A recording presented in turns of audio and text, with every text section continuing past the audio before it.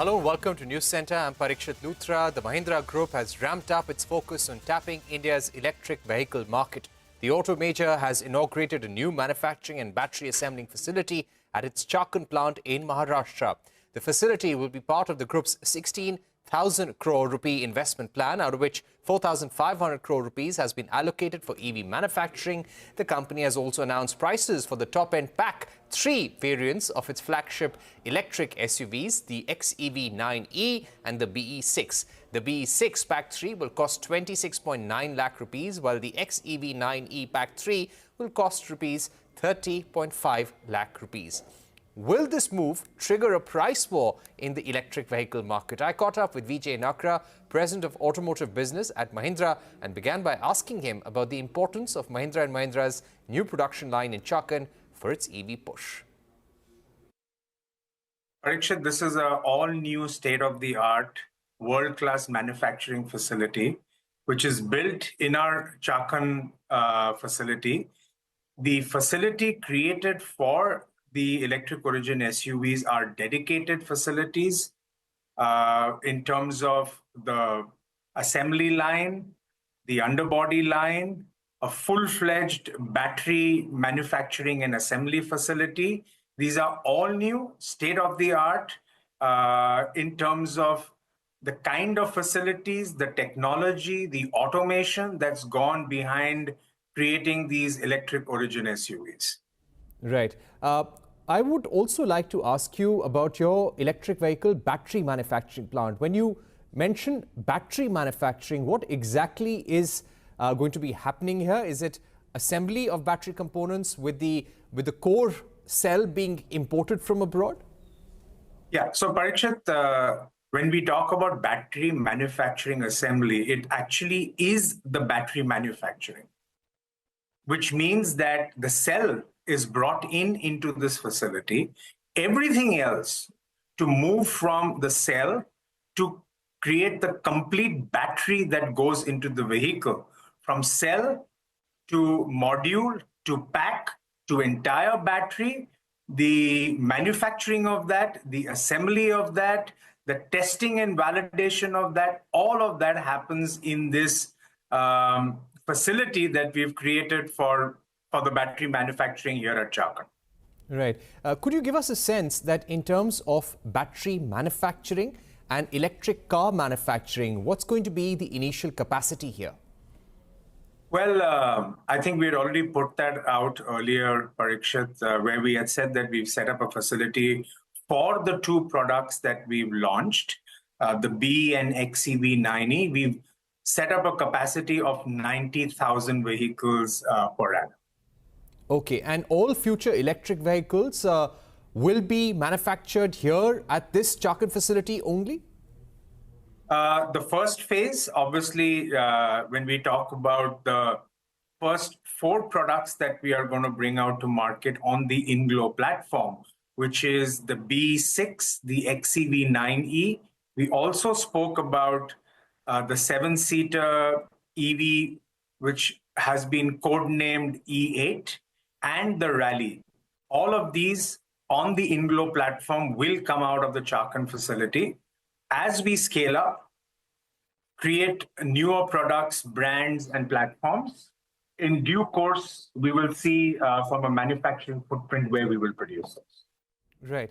Now, coming to the announcements on the top variants on the XEV and the BE6, they are priced at 26 lakhs and 30.5 lakhs respectively. Now, that makes it very competitive.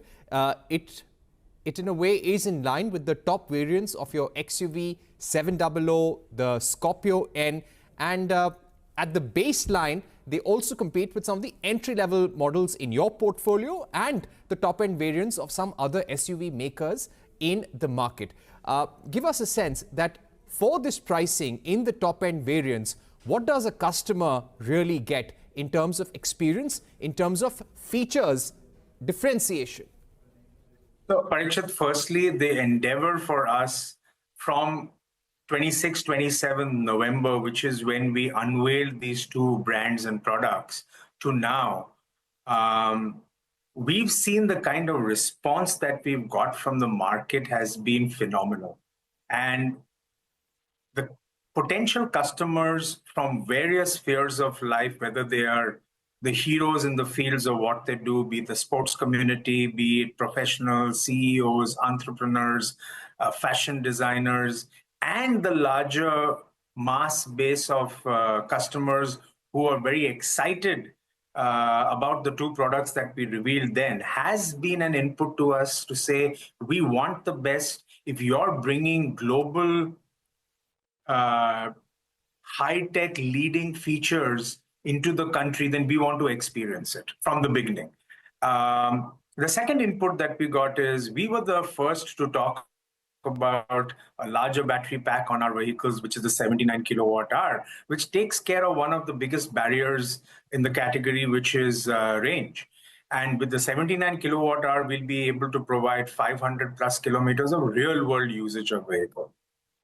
So we got these inputs where people said, give us the best and give it in the beginning. And hence our strategy of launching what we call Pack 3, which is our top end variant at these very, very attractive prices, which come with category leading features, whether we talk about the coast to coast 3 screens, which has got infotainment, entertainment, video streaming, Zoom calls, whether you talk about the Sonic Sound Studio, which we've created with Harman Kardon, which comes with Dolby Atmos, 1400 watts output, concert kind of an environment of sound experience. We've got the largest AR heads-up display that we brought into the category with the latest level of technology. We've got a Mars roof, the infinity roof, what we call, illuminated with the multiple 16 million hues of color. We've got identity as a feature, which is all about driver occupant monitoring system from a safety security point of view, ADAS level 2 plus. We've got multiple drive modes. We've got auto park. So, these are just some of the top end features that I'm talking about, which we are making accessible. So the objective is to democratize this technology and make it available to the masses. Okay. That's what we bring with cutting edge design for our customers at these great prices. Your press release also said that you will be, the endeavor will be to make at least 5,000 vehicles available per month in phase 1. What does this exactly mean? Is this only for the top end variant? And by when do you hope to start meeting this target? Yeah, so Parikshit, firstly, the idea, as I said, was the objective or the vision is to democratize technology. Now, to also do this, we've come up with some great finance package options where what we are saying is that to make this accessible to the customers, we are saying you can get the Pack 3 at the same EMI as you would get our Pack 1.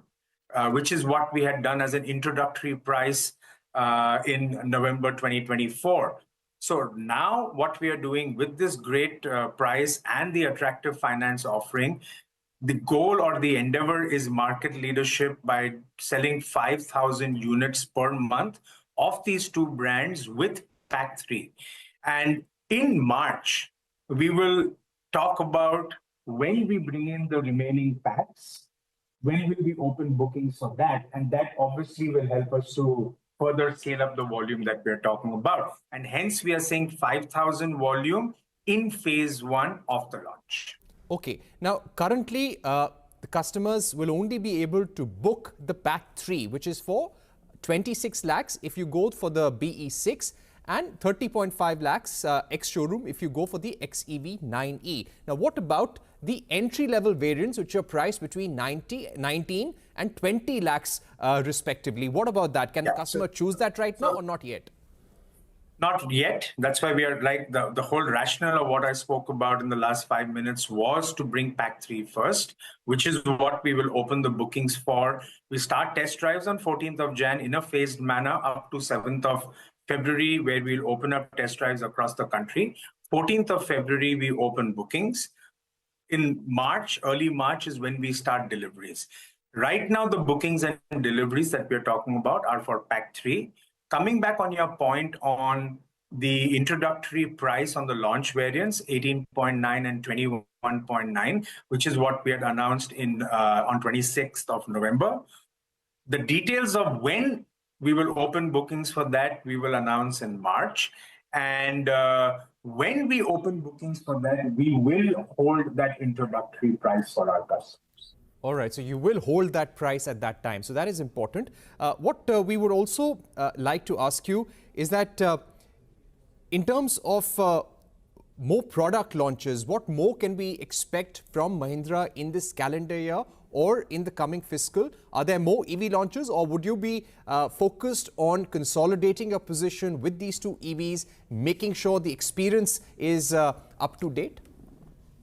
Parikshit, as far as phase one of the products on InGlow platform are concerned, we had spoken about 4 products. We've launched 2. There are 2 more that we will launch. The focus for us right now is to scale up the volume with these 2 products, these brands, make sure that we are able to give a seamless experience to our customers, get the ramp up, create the kind of brand strength that we would want to on the grounds of democratizing technology and the range that we will offer. And then over a period of time, we will bring in the remaining 2 products. Okay. And at an appropriate time when we are ready for that, we will talk about that. And finally, a lot of competition starts from this year. It seems that EVs are at an inflection point. You're launching cars at 19 lakhs ex-showroom. 18 or 19 lakhs ex-showroom. You've got the electric Vitara coming up, the electric Creta coming up. You've got the Cyberster by MG Motor. BYD will have new launches. So how do you see the competition in the market, and do you feel that now there will be a lot of pressure on OEMs to keep the prices competitive and very aggressive? You know, I think competition is really welcome into the category because to a very large extent, growth of category is always dependent on what manufacturers bring to the segment. That's what creates the inflection for growth. So looking at where electric as a segment and a category with 2.5% penetration currently at, I think this is really great. And with so many launches coming in, everyone bringing in great products, newer technology, they are not ICE-derived electric vehicles where everything remains the same with marginal changes in features and just the powertrain changing for which the customer has to pay a significantly higher price. I think that paradigm is now shifted towards newer products with access to greater technology, features, and far more value that a customer would expect from an electric origin SUV. So all of this is actually going to fuel growth in the category and segment, which is good for the industry, good for manufacturers, and at the end of the day, the winner is the customer.